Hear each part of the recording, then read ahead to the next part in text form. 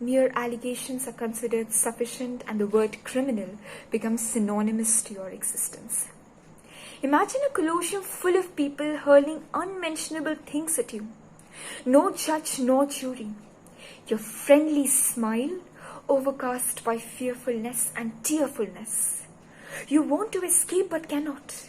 You're hunted and hated in equal measure. Welcome to the court of social media. Greetings to all. My name is Kashish Jaffery and I strongly support the topic under fire, and by highlighting three main constructs, I would like to reiterate my stand. My first construct focuses on premature evaluation.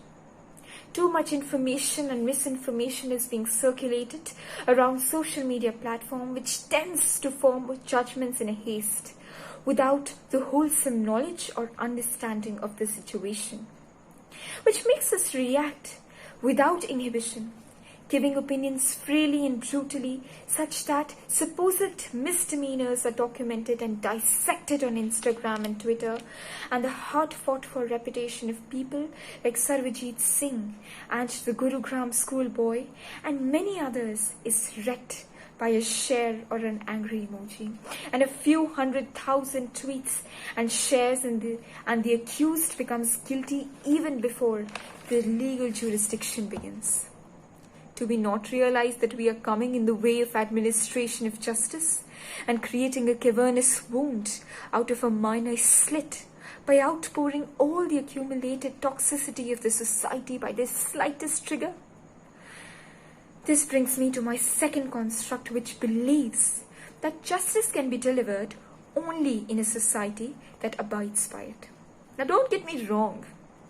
It does take huge courage to #MeToo and then detail the very abuse that destroyed the precious confidence and career prospects and robbed the sufferer of hope and happiness.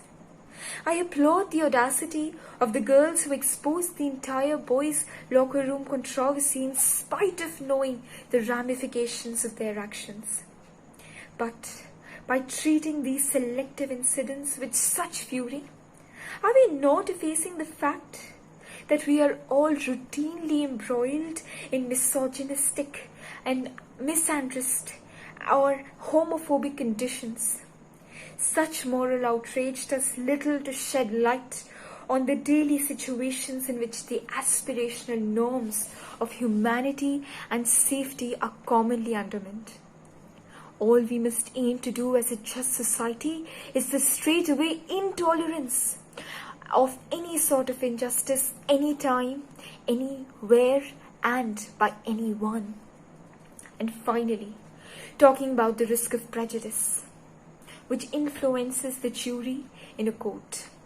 According to Huffington Post, the probability of hindrance in the fair trial in front of a jury may be high since the accused is already prejudiced by prior publicity.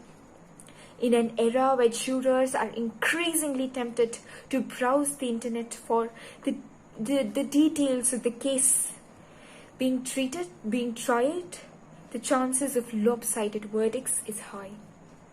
Everyone must have their say. And for the voiceless and unheard, who have endured appalling mental or physical harassment, social media becomes a way to be heard. Just as we need to exercise our listening, but we need to exercise our listening and analytical skills so that justice is administered to the grassroots level. Thank you.